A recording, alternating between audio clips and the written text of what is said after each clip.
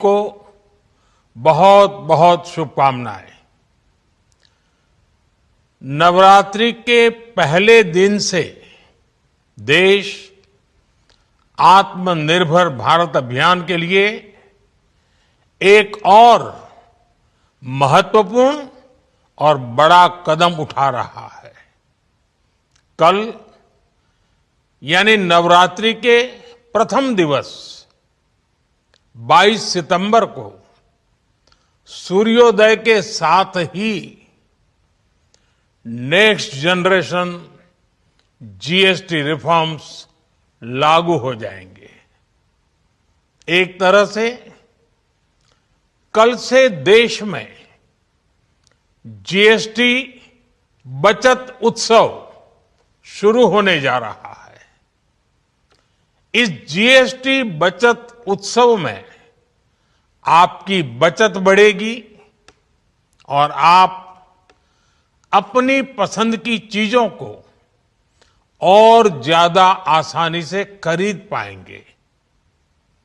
हमारे देश के गरीब, मध्यम वर्गीय लोग, न्यू मिडिल क्लास, युवा, किसान, महिलाएं, दुकानदार, व्यापारी, उद्यमी, सभी को ये बचत उत्सव का बहुत फायदा होगा। यानी त्योहारों के इस मौसम में सबका मुंह मीठा होगा। देश के हर परिवार की खुशियां बढ़ेगी। मैं देश के कोटि कोटि परिवारजनों को नेक्स्ट जनरेशन जीएसटी रिफॉर्म्स की और इस बचत उत्सव की बहुत बहुत बधाई देता हूं, शुभकामनाएं देता हूं। ये रिफॉर्म भारत की ग्रोथ स्टोरी को एक्सेलरेट करेंगे, कारोबार को और आसान बनाएंगे, निवेश को और आकर्षक बनाएंगे और हर राज्य को विकास की दौड़ में बराबरी का साथी बनाएंगे। साथियों, जब साल 2017 में भारत ने जीएसटी रिफॉर्म की तरफ कदम बढ़ाया था तो एक पुराना इतिहास बदलने की और एक नया इतिहास रचने की शुरुआत हुई थी। दशकों तक हमारे देश की जनता, आप सभी लोग, देश के व्यापारी अलग अलग टैक्स के जाल में उलझे हुए थे। Octroi, entry tax, sale tax, excise, VAT, service tax, न जाने भांति भांति के दर्जनों टैक्स हमारे देश में थे। एक शहर से दूसरे शहर माल भेजना हो तो न जाने कितने चेकपोस्ट पार करने होते थे, कितने ही फॉर्म भरने पड़ते थे, कितनी सारी रुकावटें थी। हर जगह टैक्स के अलग अलग नियम थे। मुझे याद है जब 2014 में देश ने मुझे प्रधानमंत्री पद का दायित्व सौंपा था, तब उसी शुरुआत के दौर में एक विदेशी अखबार में एक दिलचस्प उदाहरण छपा था। उसमें एक कंपनी की मुश्किलों का जिक्र था। उस कंपनी ने कहा था कि अगर उसे बेंगलुरु से 570 किलोमीटर दूर हैदराबाद अपना सामान भेजना हो तो वो इतना कठिन था कि उन्होंने सोचा और उन्होंने कहा कि वो पसंद करती थी कंपनी कि पहले अपना सामान बेंगलुरु से यूरोप भेजें और फिर वही सामान यूरोप से हैदराबाद भेजें। साथियों, टैक्स और टोल के जंजाल की वजह से ये तब के हालात थे और मैं आपको सिर्फ एक पुराना उदाहरण याद दिला रहा हूं। तब ऐसी लाखों कंपनियों को, लाखों करोड़ों देशवासियों को अलग अलग तरह के टैक्स के जाल की वजह से हर रोज परेशानी होती थी।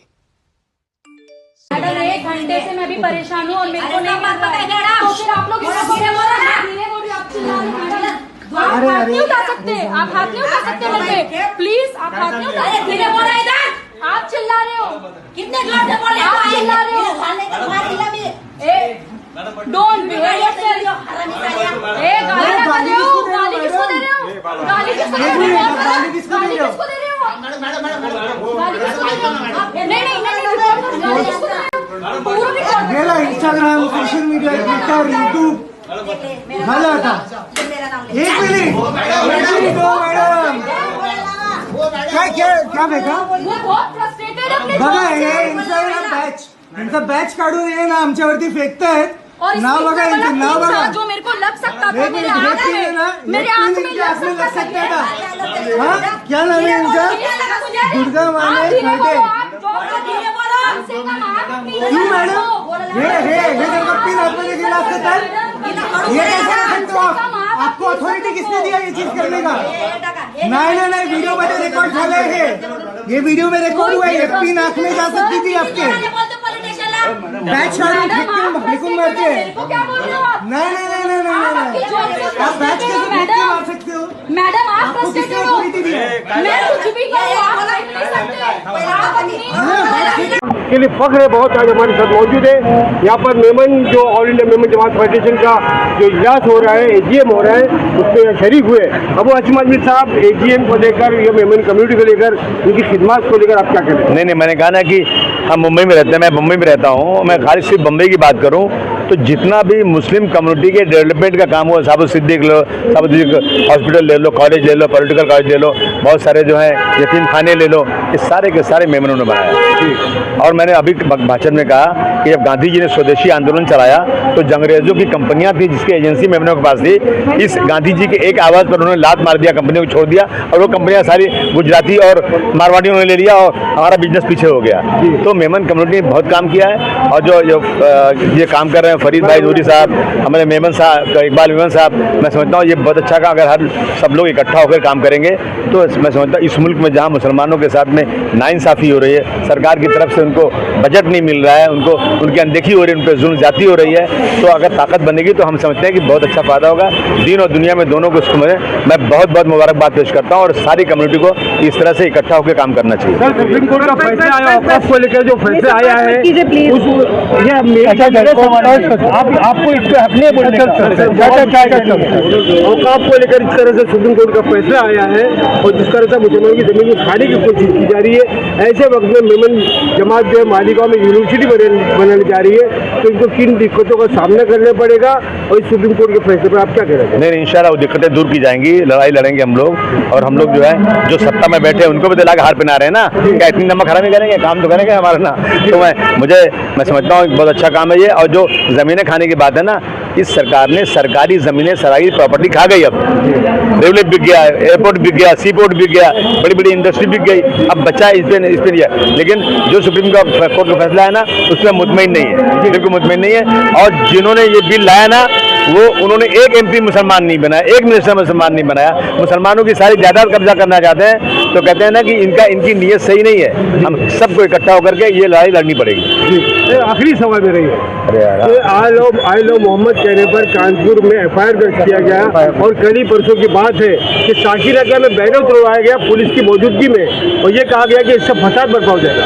एक हो जाए तो बन सकते हैं खुर्शीद मुबीन, वरना बिखरे हुए तारों से क्या बात बनी। इकट्ठा हो जाओ, सब जुल्म खत्म हो जाएगा। चलिए।